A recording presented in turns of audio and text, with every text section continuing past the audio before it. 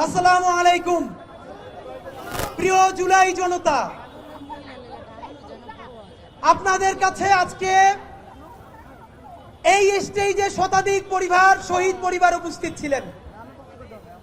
আমার প্রত্যেক শহীদ পরিবারের বাবা এবং মা, আমি আপনাদের অক্ষম সন্তান, আপনাদের পায়ে হাত ধরে মাপ চাচ্ছি।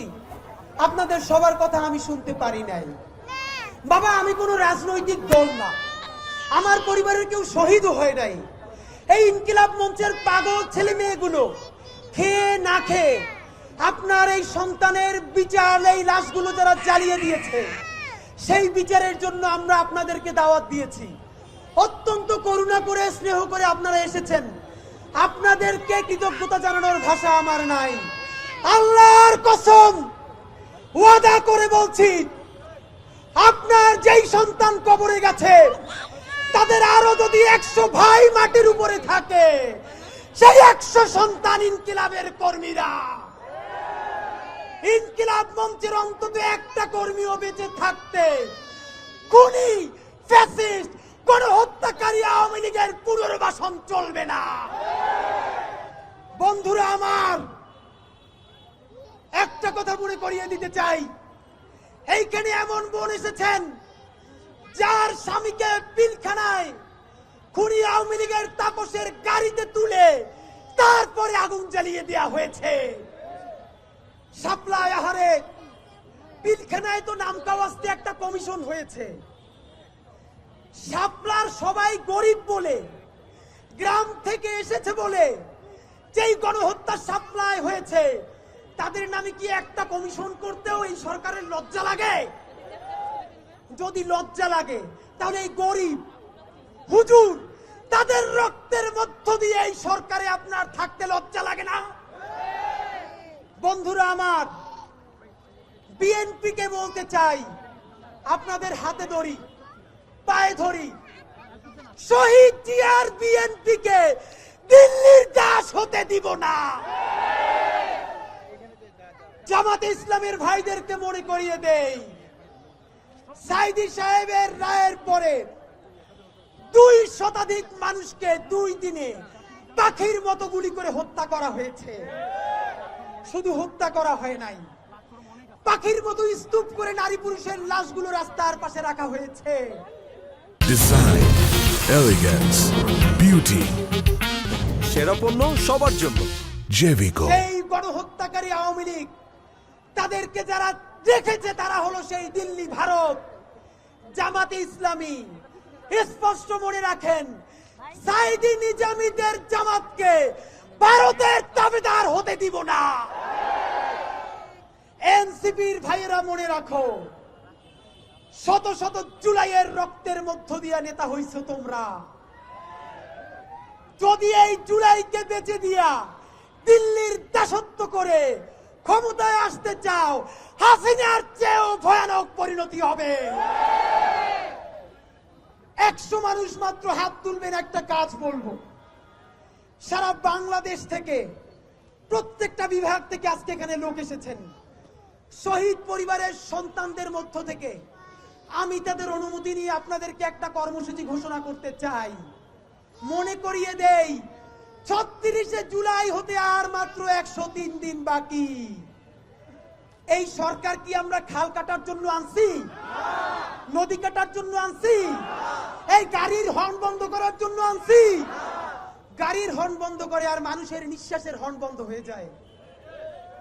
ডক্টর ইউনূস ছাড়া, হাতে গোনা 2-1 উপদেষ্টা ছাড়া এই জুলাইয়ে কোন উপদেষ্টার কি অবদান জানতে চাই? ছাত্র উপদেষ্টা 2 জন আলটিমেটাম দিচ্ছি। এখন যে আলটিমেটাম দিব, এর মধ্যে যদি এই কাজ উদ্ধার না হয়, তোমাদেরকে পদত্যাগ করতে হবে। তোমাদেরকে উপদেষ্টা বানাইছি আমরা, উপদেষ্টা বানাইছি আমার এই মায়েরা, উপদেষ্টা বানাইছি আমার এই বাবারা। বিচার চাওয়ার জন্য রাজশাহী থেকে আসা লাগবে কেন? শহীদ আব্দুল্লাহ বিন জাহিদের নিজে মরে গেছে, সেই শোকে বাপটা মরে গেছে, ছোট ভাইটার ক্যান্সারে আজকে হসপিটাল, আজকে ওর অপারেশন হবে। তার বিচার চাইতে এই মঞ্চে আসতে হইবে কেন? আমার মা বলছে আরে লাশের স্তূপের মধ্যে হাতটা তখনও নড়ে মরে যায় নাই, তারেও জ্বালাইয়া পোড়াইয়া মাইরা ফেলা হইছে। ভাইরা আমার, এইখানে শহীদ আহাদের বাবা আসছে, সব থেকে কনিষ্ঠ শহীদ। বুকটা গুলিতে তুলতুলে শহীদ আমার সন্তান আছে বুঝি। আরে একটা মশাই কামড় দিলে কোনো বাপ মা সহ্য করতে পারে না, আর তার বুকে বসে তার মানিককে মস্তিষ্ক উড়াই দিচ্ছে। ভাইরা আমার, আমার এই মায়েরা জুলাইয়ের 1400 শহীদ, পিলখানার শহীদ, শাপলার শহীদদের পক্ষ থেকে, ইনকিলাব মঞ্চের পক্ষ থেকে 4 দফা ঘোষণা করব। সময় দিচ্ছি আগামী 100 দিন। এই 4 দফা যদি বাস্তবায়ন না হয়, আগামী 36শে জুলাই এই শাহবাগ থেকে সচিবালয় ঘেরাও করার জন্য মার্চ ফর বাংলাদেশ কর্মসূচি ঘোষণা করছি। সরকার হাতে পায়ে ধরে বলেছে আজকে যেন কিছু ঘেরাও না করি। সময় দিলাম 100 দিন। এই 100 দিনে বাংলাদেশের প্রত্যেকটা জেলায় এখন ইনকিলাব মঞ্চ যাবে, লিফলেট দিবে, পোস্টার লাগাবে, শহীদের বাড়ি যাবে, জনসংযোগ করবে। আপনারা আপনাদের এলাকায় করবেন না? সেই জেলা ঘুরে শাহবাগে আসবো 36শে জুলাই। শহীদের বাবা মায়েরা সামনে থাকবে, আর আমরা কাফনের কাপড় পরে আসবো। আসবেন? সচিবালয় যাব। 144 ধারা তো দূরের কথা, 288 ধারা ঘোষণা করলো পিটাইয়া দাঁত ফালাই দেব। আমার ভাইদের রক্তের মধ্য দিয়া দিল্লির সাথে মিটিং কইরা কি করতে চাও? আমরা বেঁচে থাকতে হইতে দিব না। কর্মসূচি ঘোষণা করছি। ইনকিলাব মঞ্চের পক্ষ থেকে শহীদ সমাবেশ থেকে ঘোষিত 4 দফা। 1, সরকারকে আগামী 100 দিনের মধ্যে জুলাই গণহত্যার দৃশ্যমান বিচার শুরু করতে হবে এবং গণহত্যাকারী আওয়ামী লীগকে প্রথমে নির্বাহী আদেশে, তারপরে আদালতের মাধ্যমে এবং সবশেষে রাজনৈতিক সমঝোতায় সাংবিধানিকভাবে নিষিদ্ধের ব্যবস্থা করতে হবে।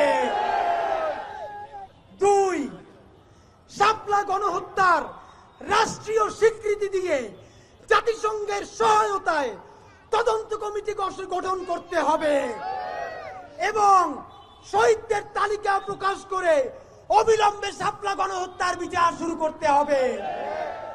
নাম্বার 3, পিলখানা নিয়ে কমিশন হয়েছে। আমরা জানি না সেই কমিশনের রিপোর্ট সরকার প্রকাশ করবে কিনা।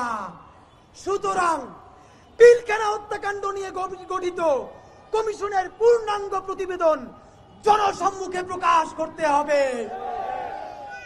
এই 4 নাম্বার দাবিটা সরকারের কাছে নয়, BNP, Jamaat Islami, NCP, AB party, ইসলামী আন্দোলন থেকে শুরু করে আপনাদের সবার উদ্দেশ্যে জুলাই জনতা বলছি, বাংলাদেশের সকল রাজনৈতিক দলের আগামী নির্বাচনী ইশতেহারে গণহত্যাকারী আওয়ামী লীগের পূর্ণাঙ্গ বিচারের বিষয়ে স্পষ্ট ধারা উল্লেখ থাকতে হবে। আগামী নির্বাচনে যেই দল নির্বাচনী ইশতেহারে আওয়ামী লীগের বিচার নিয়ে স্পষ্ট ঘোষণা দিবে না, আমরা তাদেরকে বয়কট করব। যদি সব রাজনৈতিক দল মিলে করে, তাহলে ভোট হইতে দেয়া হবে না। আগে সংস্কার না নির্বাচন, এই এলাপ বুঝি না, সবার আগে বিচার। বিচার। এই কর্মসূচি আপনাদেরকে বলছি, আগামী 100 দিনের মধ্যে এই 4 দফা কর্মসূচির যদি বাস্তবায়ন না হয়, আওয়ামী লীগের বিচার এবং তাদের নিষিদ্ধের বিষয়ে যদি কোনো কার্যকর ভূমিকা সরকার গ্রহণ না করে, আগামী 36শে জুলাই মানে 5ই আগস্ট শাহবাগে দুপুর 2টায় এইখান থেকে সচিবালয় ঘেরাওর জন্য মার্চ ফর বাংলাদেশ কর্মসূচি হবে। হাত তুলে জাগান, কারা আসবেন? কফিন পরে আসবেন। আপোষ না সংগ্রাম, ক্ষমতা না জনতা, হাসিনা না জনতা, দিল্লি না জনতা, দিল্লি না ঢাকা, দিয়েছি তো রক্ত, রক্তের বন্যায় আবু সাইদ মুক্ত, আওয়ামী লীগের ঠাঁই নাই লাল জুলাইয়ের বাংলায় ইনকিলাব ইনকিলাব ইনকিলাব ইনকিলাব। স্টেজে আমাদের প্রেস রিলিজ রাখা আছে, মিছিল শুরু করব, ওই গেট থেকে বের হব, সামনে থাকবে শুধু শহীদ পরিবার, আমরা থাকবো পিছনে। খুনি আওয়ামী লীগকে বলি যদি পারো মিছিলে হামলা কইরে দেখা। ওরা আজকে আমাদের মিছিলে হামলা করতে চাইছিল, পুলিশ জানাইছে, ঘোষণা দিলাম যদি বাপে জন্ম দিয়ে থাকে এই মিছিলে হামলা কইরে দেখা। চলেন সবাই মিছিল হবে, চলেন সবাই।